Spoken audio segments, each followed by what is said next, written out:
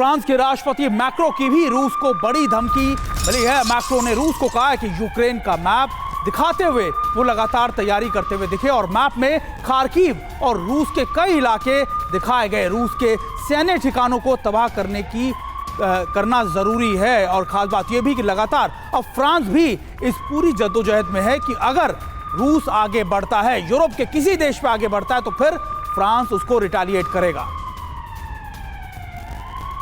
कहा यह जा रहा है कि रूस में फ्रांस के टारगेट भी फिक्स कर लिए गए हैं। रूस में कहां बमबारी होगी, मैक्रो ने मैप में यह भी दिखाया और मैक्रो ने मैप में रूस के सैन्य मिसाइल ठिकानों को भी दिखाया। मैक्रो ने कहा कि रूस के सैन्य बेस तबाह करना बेहद जरूरी है और रूस के मिसाइल ठिकानों को ध्वस्त करना चाहिए। रवि, ऐसे में सवाल क्या उठते हैं? क्या फ्रांस रूस में सीधे हमलों की तैयारी कर रहा है? क्या मैक्रो यूरोप को रूस के साथ जंग के लिए भड़का रहे हैं?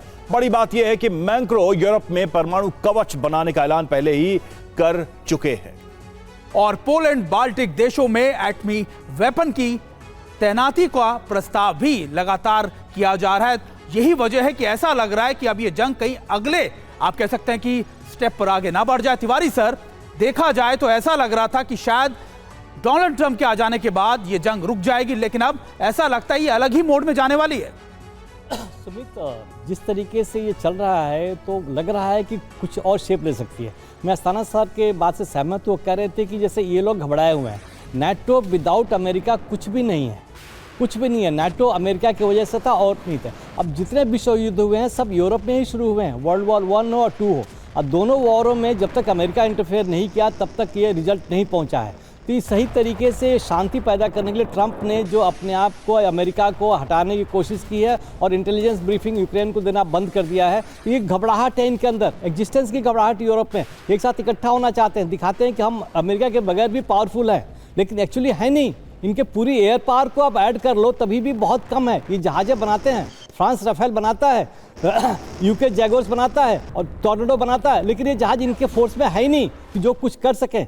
अभी जहाँ तक दिखा रहे हैं कि हमें रशियन जो टारगेट्स हैं ये हमने आइडेंटिफाई कर लिए मारने के लिए, बट इनके लिए संभव है? कुछ नहीं है। इवन यूक्रेन में भी इनका एयर डिफेंस करीब करीब बंद हो चुका है।